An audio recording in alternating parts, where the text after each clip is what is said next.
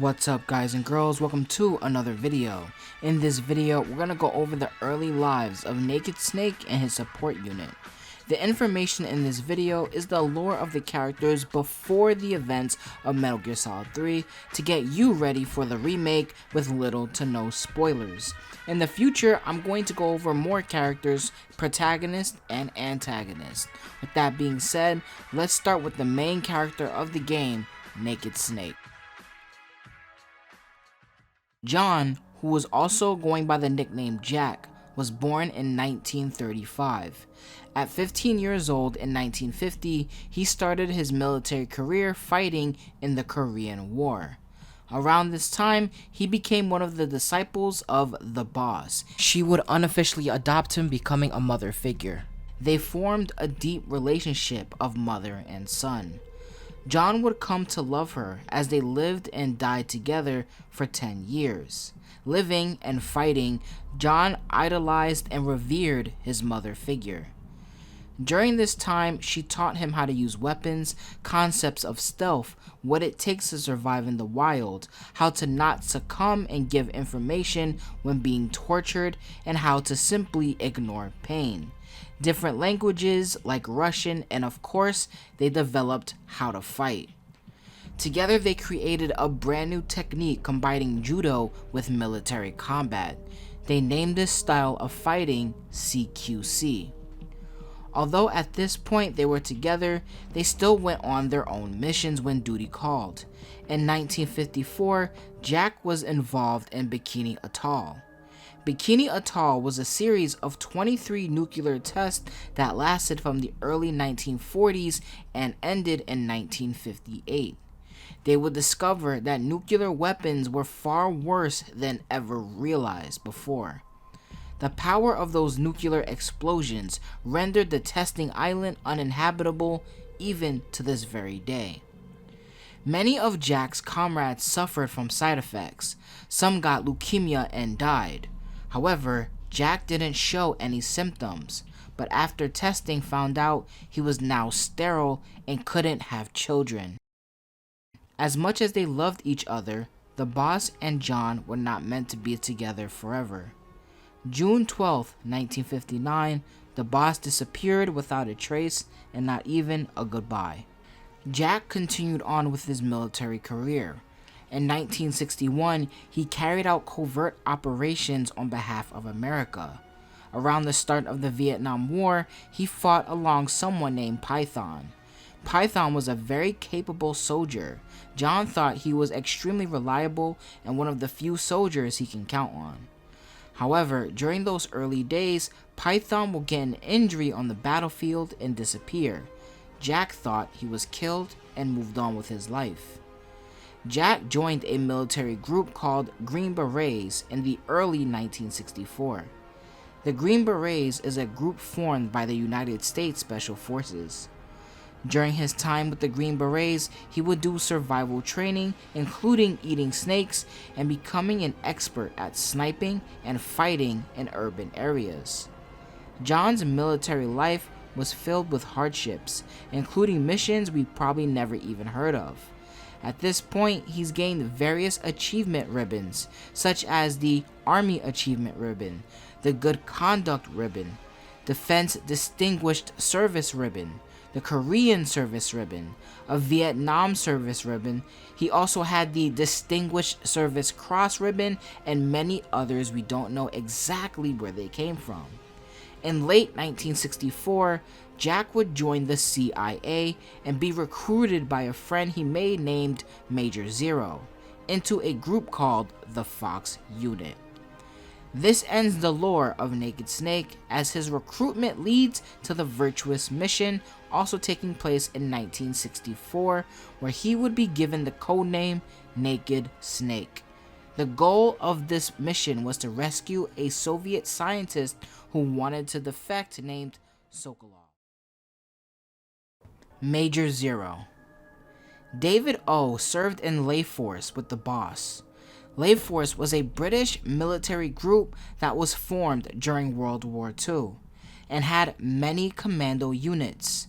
They saw action in Bradia, Sakrit, Syria, and Tobruk.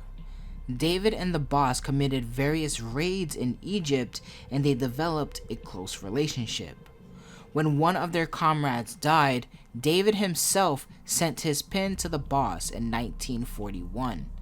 David and the boss would continue to serve together in SAS, the British Special Forces, but later they went their separate ways.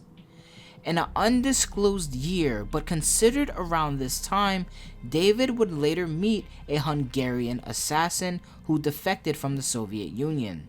The Hungarian assassin showed skills which impressed David. As David was a high-ranking military official, he later recruited this assassin. This assassin later went by the name Skullface.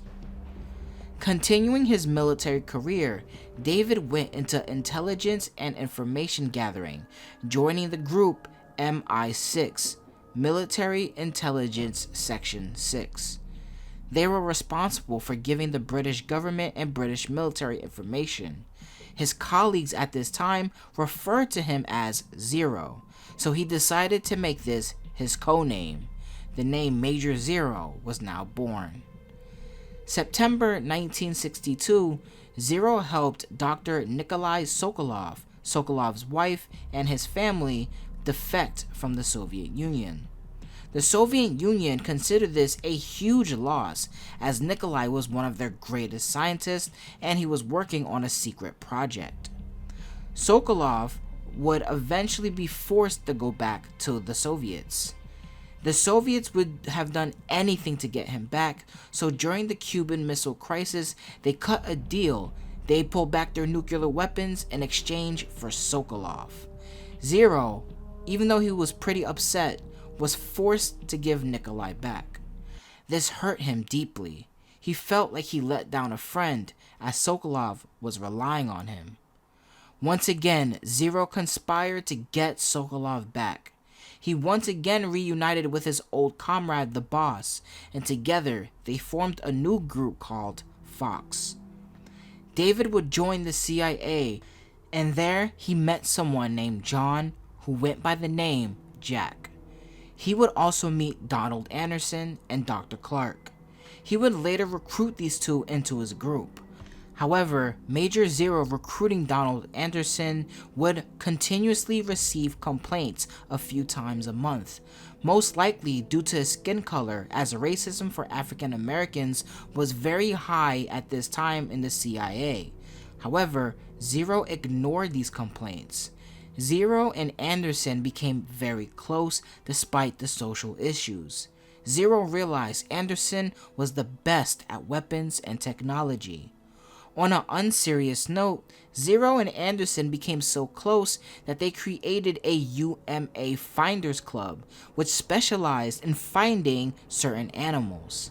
Their hunt for the legendary snake had begun. Dr. Clark had an extreme expertise in the medical field, saving the lives of many soldiers. Even if she wasn't present around them at the time, she gave them very clear and precise instructions. Zero found this incredibly valuable.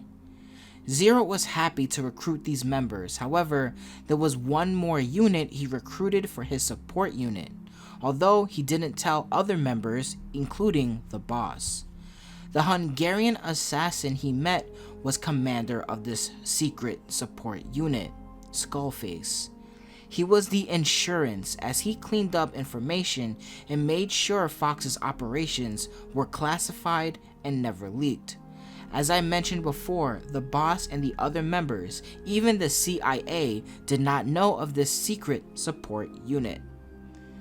At some point between 1962 and early 1964, Zero would also adopt an orphan and raise her behind the scenes. She would later be known as Paz Ortega, and he kept her secret. With Fox's members now in order, and with the blessing of the CIA, Zero can finally go after Sokolov. In 1964, he would begin the early stages to rescue Sokolov in a mission he dubbed the Virtuous Mission. Donald Anderson. Donald Anderson was born in 1939 in Nashville, Tennessee. Early in his career, he gained a fascination for weapons and technology, becoming one of the best in the field.